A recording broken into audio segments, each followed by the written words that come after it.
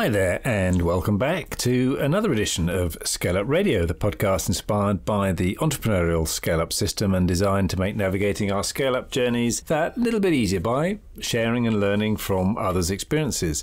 I'm Kevin Brent, and today I'm joined by Ella Peters, the innovative mind behind Skylos Collective and Super Yacht Nanny. From yacht stewardess to a pioneer in sustainable luxury, Ella shares her story of merging ethical practices with luxury in the pet accessory market and revolutionising childcare in the yachting industry. And with a focus on sustainable development, extensive R&D and the requirement to educate a market that values luxury just as much as sustainability, Ella sets her sights on ambitious goals for the future, including hitting high revenue targets, achieving B Corp status and expanding partnerships. Make sure that you don't miss any future episodes of ScaleUp Radio by subscribing to us wherever you like to listen to your podcasts. You can also nominate a guest for ScaleUp Radio like Ella if you know someone with an interesting scale-up story, and you can find out how in the show notes. Listen on for a captivating episode on navigating the seas of sustainability and luxury with Ella Peters. Let's dive right in.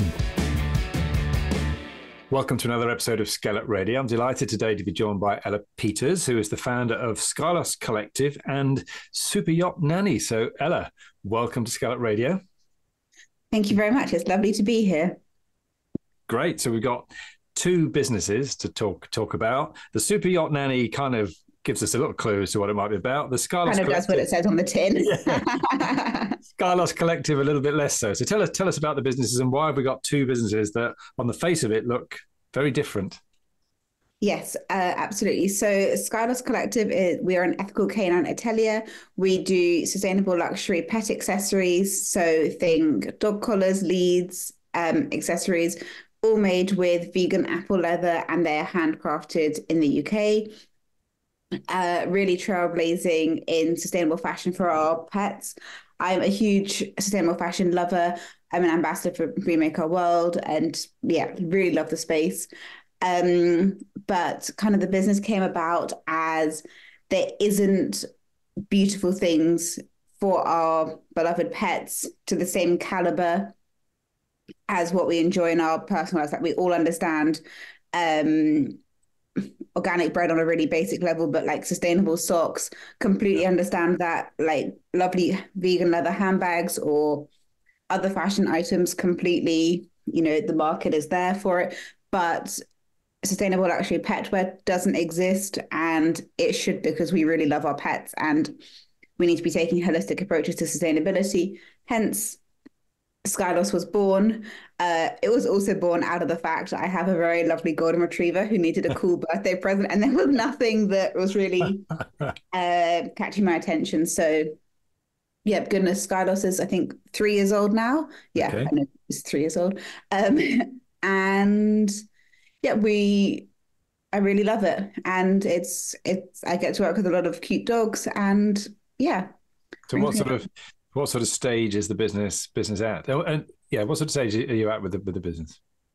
I would still say it's a baby business, yep. But we have some really exciting conversations happening at the minute.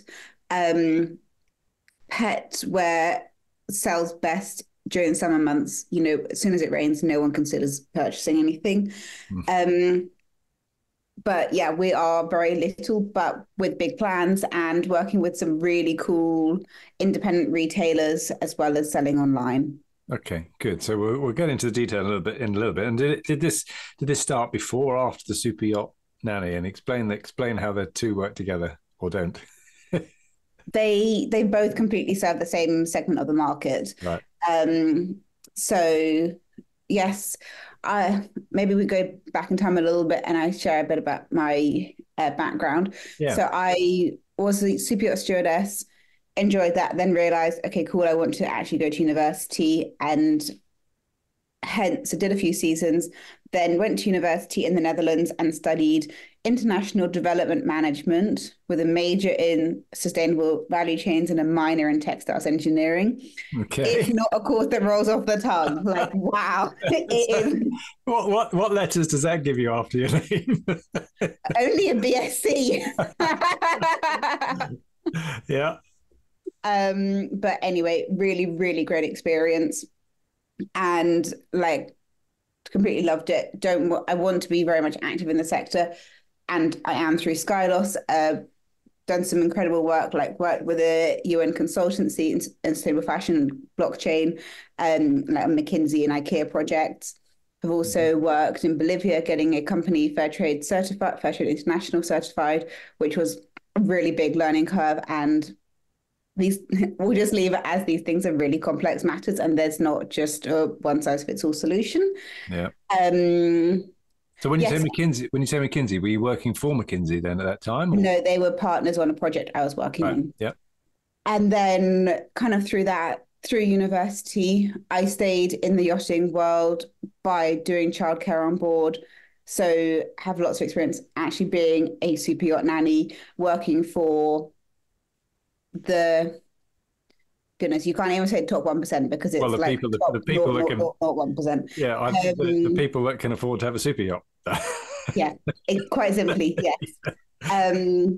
And so through Super Yacht Nanny, I now offer training, coaching, job referrals, guides, this kind of master classes, this kind of malarkey, Yeah. for nannies, for agencies, for private families, for like this, because there's a real gap in the market there because no one really understands each other very well. So I'm bringing all these different sectors, partners, organizations together, Yeah. and making it a better experience for everybody, because I know there are ways that you can make a trip go from good to great. So in yachting, everybody always says the two things you need for a fantastic charter are good weather and great food. Great food, you've got it covered basically if you keep the chef happy. Good Yeah. weather, a lot more complicated to control. Yeah. But I completely argue that for a successful trip, you need to have happy children. If kids are not happy, there's meltdowns, there's big mess. Guests are not happy, crew are not happy, there's chaos all around. And if you can facilitate happy kids through fantastic childcare, you're basically covered. So, Right. So yeah. food, weather, and happy children. Yeah. Yeah. Good food, good weather, good kids. Brilliant. Okay. So I can only imagine that must have been a fascinating experience to do that when you were younger. Oh goodness. Like, I mean, I sign huge NDAs, so like there's no gossip, but some of the things that I've witnessed are, yeah, incredible, completely out of this world, wild. Some of the everyone thinks, oh gosh, out of the requests you get must be crazy. But on one side, they are crazy. But on the other side, these are family trips. It's not as if there's a lot of bad stuff happening. Yeah. You know, there are kids around. Everyone takes care about that. So yeah. Now, where have you been? What sort of places have you been to and seen? Not as many exotic places as you'd think. Basically, the milk run, which is Monaco to Nice, then Corsica and Sardinia. This is considered like the yachting milk run. Okay. I do that multiple times a summer. All the best beach clubs, where's kid friendly, which playgrounds are the best, and where's the yummiest chocolate ice cream. Okay. I've also done a fair amount on the Amalfi Coast, done a lot of Croatia. Billionaires don't tend to go take their children to really exotic places, at least with me. I've done some incredible trips. Like a real highlight was racing on a classic sailing yacht during the Rolex Regatta. And you won't believe how close the helicopters that film the race come to the boats. It's, yeah. Right. I would have thought that would upset the jib of the trim of the sails and everything. They like downwind. Yeah, right.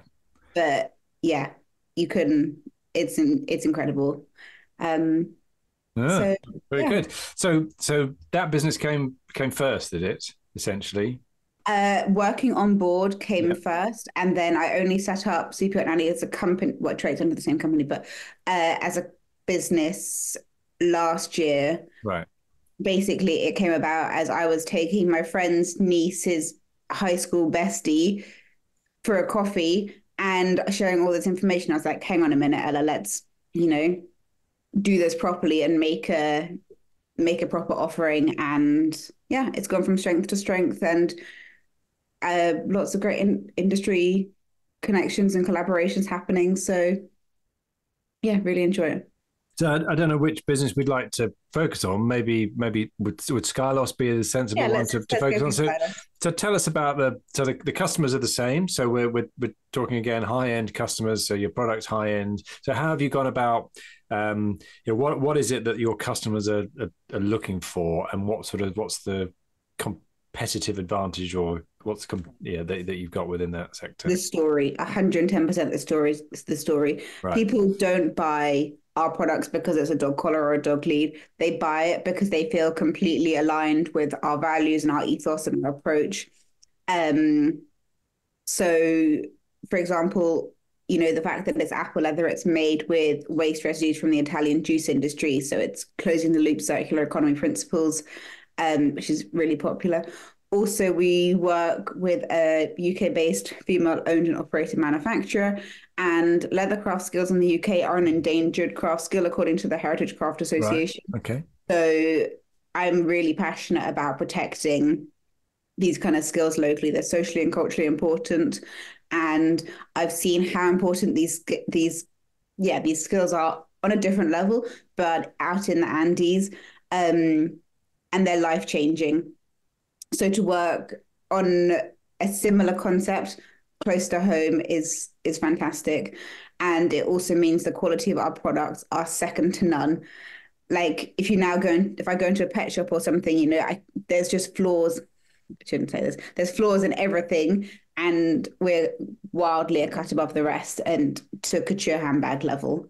And I guess are we talking more sort of small runs of production? Is it all handmade, did you say? Or all handmade, all small batch production, yeah. Yep. And we also, we work with independent retailers. We're not shifting huge quantities because the last thing we want is for stock to be sat somewhere making waste. Yeah. So we'd much rather work collaboratively and make it work for everybody. So when I onboard a new stockist, there's a lot of consultancy that goes into it because it needs to be the right fit and it needs to be viable for everyone. And so what are your primary routes to market then? Talk about stockists. Independent retailers, especially doing well in concept stores. So concept stores and lifestyle boutiques do fantastically because it fits into this curated lifestyle category and not just seen as a dog product. Yeah. We also launched a collaboration with Dalesford Organic last year, which has been going really well. And which is interesting because we're only in the Dalesford in the Cotswolds, but we do best as a brand selling in cities, especially London. Okay. It's very much like a city dog kind of thing. It's the concept. You don't take your Birkin to the beach.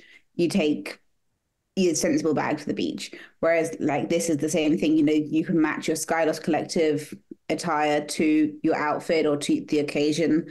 Because I know full well I'm not the only person who's taking my hemp dog lead to the farmer's market and taking something a bit more swish out to lunch. Very good. So you mentioned you've got big plans with the business. What's the vision? Where are you trying to take the business? Doing more B2B things because I love working on the development side of things, and there's a lot of potential there as dinkies grow, become more commonplace. There's a need for pet products in so many more categories of our lifestyles. So some exciting things underway there, but they're quite under wraps at the moment. Okay, all right. And how big's the team? Is it you? Are you having to source all of this and do it all yourself? You got a team behind you? I have one person who I work with, so I'm it's mainly me, and then in terms of packing and stock control and inventory and everything, then I have a lady helping me. Great. And you've been going 3 years then. So what have been some of the key challenges that you faced in that time that you've been running? The biggest challenge, without a shadow of a doubt, is getting people to understand why we should care about sustainability in terms of the lives of our pets, Yeah. because we understand it really well in so many categories of our life. And then it comes to dogs, cats. To become a customer requires so much education. And that was a huge learning curve from our side. And then the other thing was I care a lot about sustainability. And so I wanted to do everything completely perfectly. One, you do not have a sustainable business if you are not making money, in short. Yeah. And two, nothing is perfect in this world. Like things, it is a roadmap to sustainability. It's a roadmap to being better, to doing better. So yeah, it's not there's plans in place. We're working on how we're going to set up a recycling program because we want to close the loop. But to launch, that was not feasible. Like we're the only pet wear brand with QR codes on our products, so you can scan it and see the entire production journey. Oh. All the sustainability claims have had third-party verified and things like this. This is a massive undertaking. No one else is doing it, but consumers love it. Okay. It's really popular. Yeah. And how have you gone about then the positioning? Because at the one end, you're talking about the top 1% of the country with their super yachts, but I'm guessing you're wanting to break into the market where people are really passionate about the sustainability, and we're not talking about a huge amount of money for each collar or lead. So how have you gone about pricing and positioning to capture the market that you're after? The sustainability is the story of the product. And so it's not like often sustainable products look sustainable. And that's not what I wanted to happen, because that fits one demographic, whereas actually you can really care about fashion, be really trend oriented and led, but still care about sustainability. And I wanted to appeal to those people as well. So yeah, I like to kind of bring the sustainability not as a secondary thing, but to be in the places where our ideal client is shopping, and then to showcase the story to them. Does that answer the question? I think so in a way. I mean, how would you describe your target audience? Like, dinkies, 30 plus, living Southwest London, relatively small dog owner, Soho House member. Yeah. Okay. So high disposable income, and very conscious about the environment and looking to make sure they're not necessarily that conscious about the environment. Okay. They love the story, and then it's the conversations that they have around the story. They're like, oh my gosh, look at this new thing I've got. It's so cool because of this. Okay. It's not like these people do care about the environment, but the sustainability isn't their top priority in terms of purchasing decision. Okay. Good. And so how have you gone about establishing the right sort of price point then for that market? Wanted to make sure that everyone in our supply chain was being, like, within our control, of course, paid a living wage. And so we looked at it like that. Then also compared to our competitors, we're really fairly priced. So our leads are £110 and collars range from 69 to 79. 65 to 79. Yeah. So, it is really the top end of the market. We're significantly below designer brands which offer pet products. And what's the opportunity, the size of the market that you're going for? Significant. I'm terrible at remembering numbers, but like the pet sector is growing exponentially. It grows like COVID. Wow. Pet ownership skyrocketed. And I think the average UK pet owner spends over £350 a year on treats for their dog, like on knick-knacky accessories and things. That's not even, That's not food, that's not collars, that's not leads, that's just gifts and bits and pieces. So yeah, there is a lot of opportunity. Not worried about that at all. And some of the B2B clients we're working with are yeah, completely aligned on that. And there's a lot of opportunity to get into some interesting areas of the market where pets haven't previously been considered. Yeah, great. So on the one hand, it's a crowded market in that there's lots of people providing collars and leads and things, but on the other, you've carved out a specific niche and a specific target audience based on the quality of the products, the sustainability, the fair trade, all of those good things. And you mentioned that there's a lot of hoops to go through. So how tough was that for you to get all that certification and the barcoding and things that you were talking about? Firstly, to address the saturation of the market is you can look at it and go, wow, oh my gosh, there's so many small brands here. Yeah. But realistically, there's a lot of noise and there's very little competition at this level of the market, and this is where consumers are wanting to place their money. And the trend leading stuff is stuff that's happening behind closed doors at the minute is super exciting. So I feel that there's a lot of noise, but I also don't feel there's a lot of competition at this part of the market. And then in terms of sustainability claims, it was intense, to put it gently. Yeah, but it's hugely important for you, isn't it? Because that's what stops somebody else just going, oh well, I'll do that as well then, because Ella's making some money doing this, so I'll copy Ella. You know, you've spent. They can't just replicate that without putting the amount of time and money that you put behind it already. No, completely not. Completely 110% do not want greenwashing, hence put so much time and energy and resources into getting it done right. Yeah.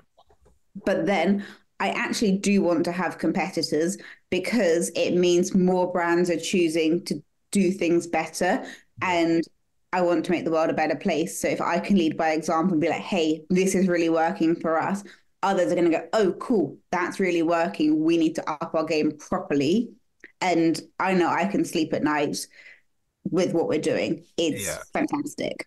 One, sleeping is fantastic. Two, doing good business is fantastic. But even, so for example, we donate 1% of profit to the animal, this is also another mouthful, to the Animal Welfare Society of South Africa, because my dog is from South Africa. That's the South Africa connection. And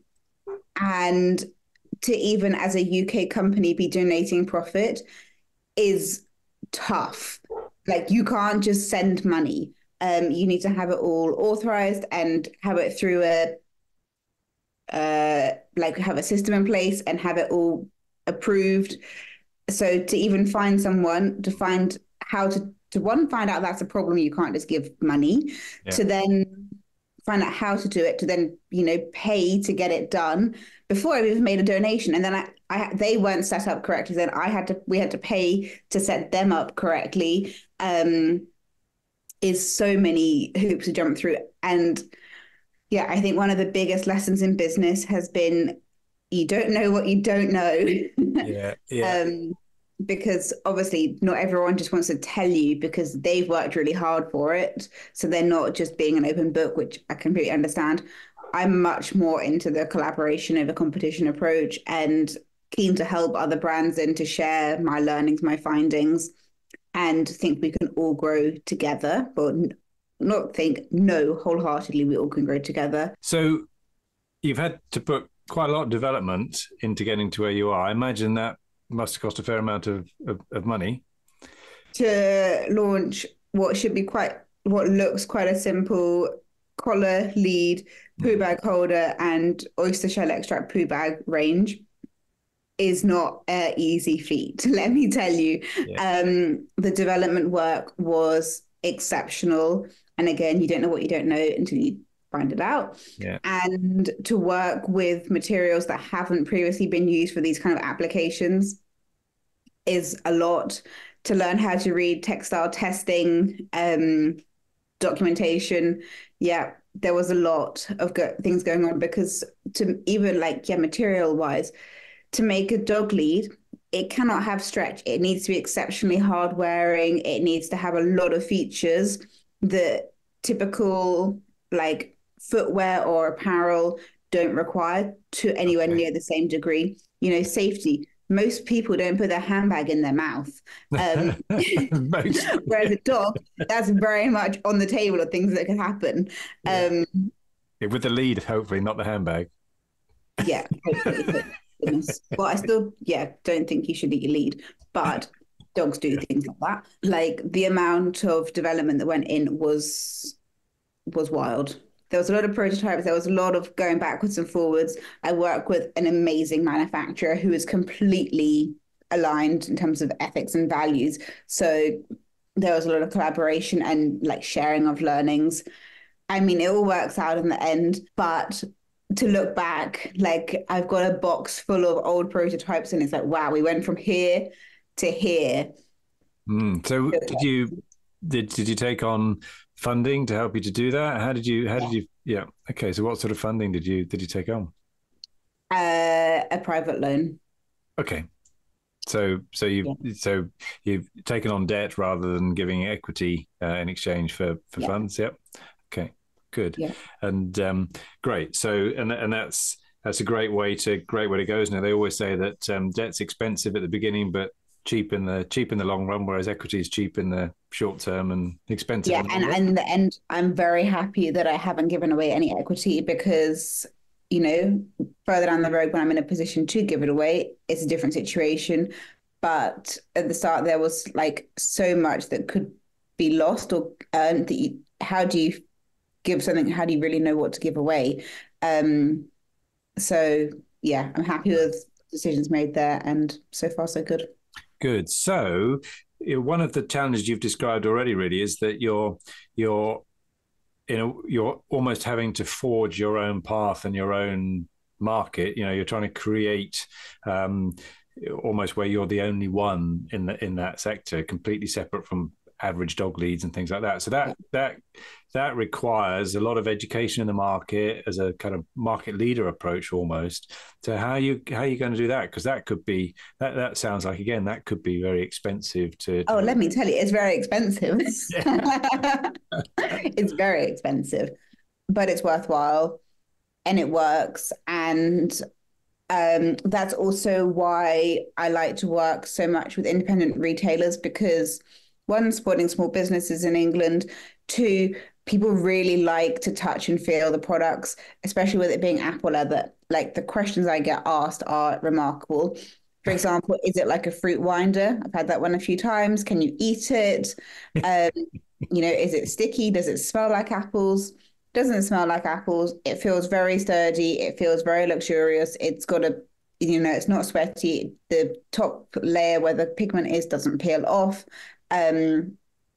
All these things. So it's really nice to work with partners in that way. And it also very much helps with the education side of things, because then it's educating one person who then educates customers. Great. Very good. So what are some of the things then that you've what are some of the mistakes, because we all make mistakes, what are some of the mistakes you think you've made over the last 3 years with Skylos? What would you do differently? Let's put it that way. Maybe that's better. Yeah, I think listening to what people have to say is so important. Firmly believe in listen to everyone's advice or opinion, but you don't have to take it all. And I need to take that better into business, because I listen to things and then I'm like, oh, that's actually really good feedback. Go and implement it. And actually the opportunity from the implementation is not always worth it. Right.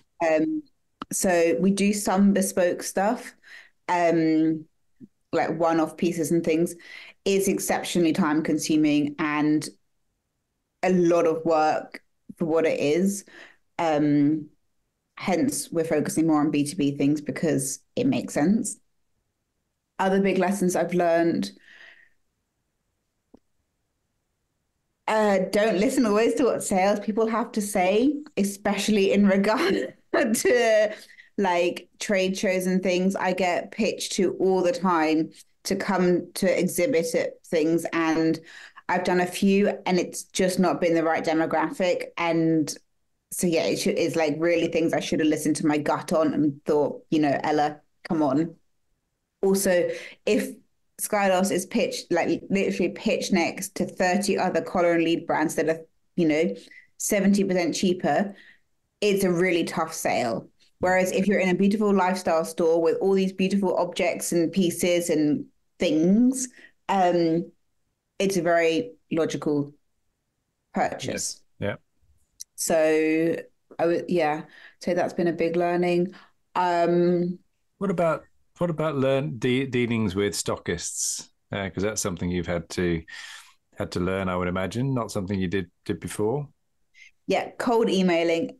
Well, so this is actually quite interesting. Sales is not my strength. I do not like selling, and I do not like it. It's basically the short way to say it. But if I don't sell and I help people, it's so much better because I'm actually helping them improve their offering. Yeah. I'm bringing something interesting to the table that they probably wouldn't have known about otherwise. And so like the mindset switch on that, because at the start, the idea of cold calling someone gives me the heebie-jeebies, and just sending out emails, not a fan either, doesn't set my soul on fire. Whereas if I reframe it as how I can help them and how I can support them and what we can bring to the table, completely different. And the response is overwhelmingly better because it's so not sleazy. Like lots of people think sales is sleazy and it's icky. And actually it doesn't have to be, but you do need to do it consistently because otherwise sales don't just come knocking at your door the whole time. They do sometimes, which is lovely, but not all the time. Yeah. If you I don't know, you haven't been on Dragon's Den or anything like that, have you? No. But do you watch it? No, I don't actually. Well, because you're making me think. If there were two dragons that would be perfect for you, one would be Deborah Meaden because she's very. Oh, I heard she lives quite locally to me, actually. Into the sustainability side, and she likes her dogs too. And Stephen Bartlett, because you've got a story that you could imagine through things like TikTok, but social media, that story could really be told very, very well. Oh, thank you very much. It's actually funny because on my major to-do list, I know one of the I don't really know, but I do know one of the sharks from Shark Tank, and I need to email them and say, hi, I'm here, I'm doing this. But yeah. And is that what you want to do? Do you want to take it that big and make it a very big business? What is your ambition with the business? I'm actually working with a business. I got approached by a venture capitalist recently, and I'm working on some business coaching with them. So we're currently mapping out these kind of plans. Yeah. But right now, I don't want it to be a huge conglomerate. It's not designed to be. It's sustainable. I don't think those things particularly go hand in hand. But yeah, would be nice for something exciting to happen. Although I do feel actually exciting things are already happening. So yeah, just keep plodding along. And what do you innovating? What do you love most about what you're doing with Skylos then? I really love the people I work with. A lot of them have become friends. I love the impact we're creating. I love innovation, like a huge problem solver by nature. And yeah, there's always something happening that really needs me to think outside the box.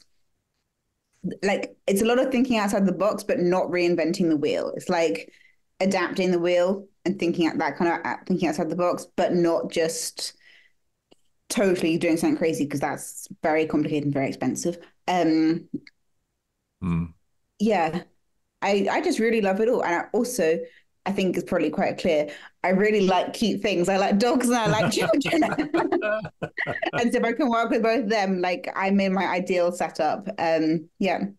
Good. And what, if anything, then would frustrate you, or would you change if you could wave your magic wand, as it were? What would you change? Like lead times. If I could just make everything go a bit faster, right. Yeah, would be really handy. People replying to my emails a bit quicker. People making things a bit quicker, but I don't want to make them work big hours. And I don't deserve to always be pushed to the top of the table. Yeah, to the top of the table. So like magically, yes. In reality, I know life happens. Yeah, but yeah, frustrating that that things take a lot longer than you'd expect. Everything takes so much longer than you ever think it's going to take. If we have a rule of thumb, everything seems to take 3 times as long as you would expect it to do, cost 3 times as much, and you probably make about a third of the money as you thought you might. Yeah. So, yeah, if you're lucky. Frustrating and tricky. And if I could wave my magic wand, I would know what I'm going to need to learn before I need to learn it, because that would save me a heck of a lot of time, frustration, and money. Yeah, absolutely. Okay, so if you went back now to when you started up Skylos 3 years ago, what, if anything, would you do differently? I would outsource more things. Okay. I've learned a lot. I've done a lot myself. Turns out I'm not a designer. Did some very good prototypes, but in the end, yeah, just pay someone from the outset that's good. And find the experts. Don't just go to like the coaches or the place where you think the experts are. Find the people who actually specialize in exactly that one thing that you need. If you know you need like a Shopify integration, like app integration expert who has experience in this, you need to find that one person. You don't need to find a Shopify expert. You need to find we have a Shopify site. That exact person, and pay properly, and follow personal recommendations, because it does not work in your favor to work in my favor to try and do I think this is going to work approach on things that are actually really important. Yeah, or hiring somebody that knows half the picture but not the whole lot. Yeah, and it can be a very expensive process, can't it? Yeah, and to see examples of their work and recommendations is super important. Yeah. So as you kind of scale to the next level, what do you think what additional resources are you going to need? Are you going to need to start employing people fairly soon? Yeah. What sort of people are you going to need? What are the key sales and marketing. Yeah. Yeah, because both of those take up huge amounts of my time. And I know there's people out there who can do it much better than me. So yeah, feels like the next logical step. Very good. So if we're having this conversation in 5 years' time now, then Ella, what has to have happened for you to consider those 5 years a success? To have reached goals in terms of turnover, have reached goals in terms of collaboration partners, have actually working on our first impact report at the minute, have met our impact goals and like wildly exceeded them, to be a B Corp. Yeah, so they're Great. So you got a lot of good things, and are those and to be sitting on a beach drinking icy margarita would also not be a bad part of the goal. Or on your super yacht, yes, presumably. Oh, I wouldn't have one. I definitely wouldn't have one. Why is that? It's from a sustainability point of view? Yes, definitely. And I also don't think that much fun. I think I'd get bored. I'd much rather go on, loads of different holidays all around the place and get involved in local cultures and enjoy really experiencing places instead of having to something super fancy and glitzy. Good. So you've got these great big goals for 5 years' time. So what's the key thing that might derail you, that might get in the way? It's the biggest challenge maybe that you're coming up with too many business ideas that then I get sidetracked. I know,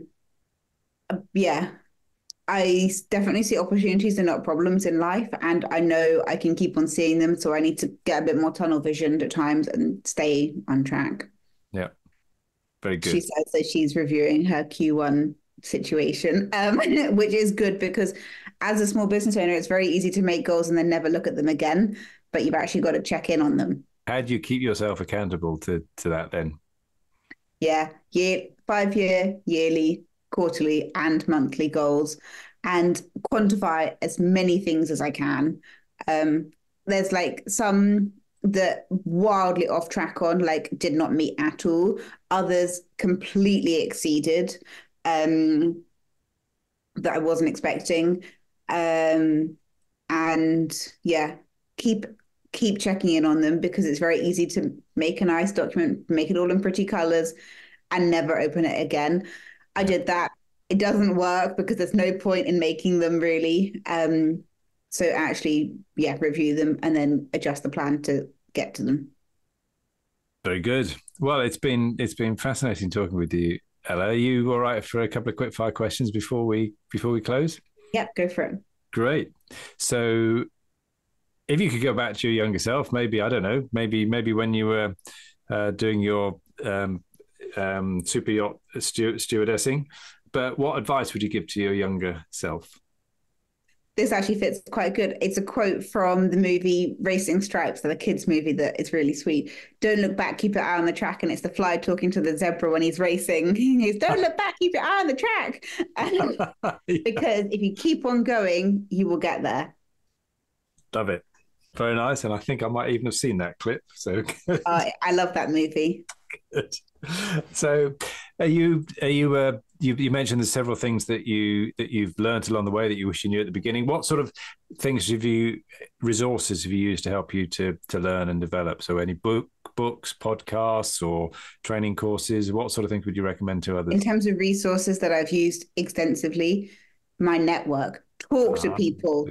Lots of people keep their problems to themselves and they don't share what they're struggling with. One, people who care about you and they want to help you. And two, often they know maybe they can help you or they know someone that can help you.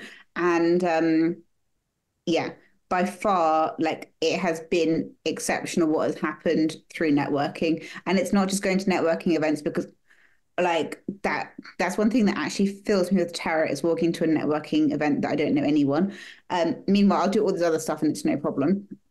But to network authentically, yeah, majorly useful. And then in terms of books and things, I don't really read too many business books. I read more like mindset and things books. Okay. What's really good is Never Split the Difference. This is the one. Never Split the Difference by Chris Voss. That's the one. Yeah, fantastic. That is, yeah. He's quite a guy, isn't he? And he's, as you say, hostage negotiator. Yeah. And I listened to another podcast where he was talking, and quite an impressive guy. The things that he's been involved in. So yes, okay, yeah, good, really impressive. And on YouTube, you can watch like a 10-point summary of the book, and I listen to that before I go into big meetings, and it really helps. Yeah. Good. Excellent. Do you use any particular apps, bits of technology? What sort of things have you found useful? Oh, nothing interesting at all, but Google Calendar keeps my life very much on track between quite a few different working parts. Yeah, it's exact. I always thought, I write it down in my diary and then it will, I've got written it down, so it'll be in my brain. That's not good enough anymore. But otherwise, I don't use anything complicated at all. Yeah. Okay. Good. And who do you look up to? Who's had the most influence on you, perhaps, as a business leader? Oh, Evelyn Mora, who founded Copenhagen Fashion Week, and she does incredible things in sustainable fashion in terms of technology. Has created Digital Village, which is like a whole metaverse ecosystem thing, and is incredible. Very good. Excellent. And on the marketing and the sales, what's your most successful way of finding customers? Online, social media, not for selling, but for building trust and credibility is fantastic. A lot go through word of mouth. Yeah. But as we're mostly working with retailers, like a lot are coming to us, but also we're directly outreaching, and Perfect. Good. Well, it has been absolutely fascinating, a world that I don't know very much about. So I now feel like I know a little bit more. So thank you very much, Ella, for sharing your experiences. If people would like to contact you or find out more about Skylos Collective or indeed the Super Yacht Nanny, what's the best way for them to do that? You can email me at ella@skyloscollective.co.uk, also on Instagram at Skylos Collective, or on Instagram at Super Yacht Nanny. Yeah. Brilliant. Ella, thank you very much indeed for being my guest on ScaleUp Radio today. Thank you very much. It's been lovely chatting to you, Kevin. I hope you enjoyed that discussion, and if you're building and scaling your own business, you might well be interested in our book, The Entrepreneurial ScaleUp System. And it's exactly what it says on the tin. It's a practical handbook around scaling a business in a structured way. And you can order a copy on all your favorite online retailers, including an audio version, or you can find it and other supporting resources on our website, www.esusgroup.co.uk. That's esusgroup.co.uk, which is esusgroup.co.uk.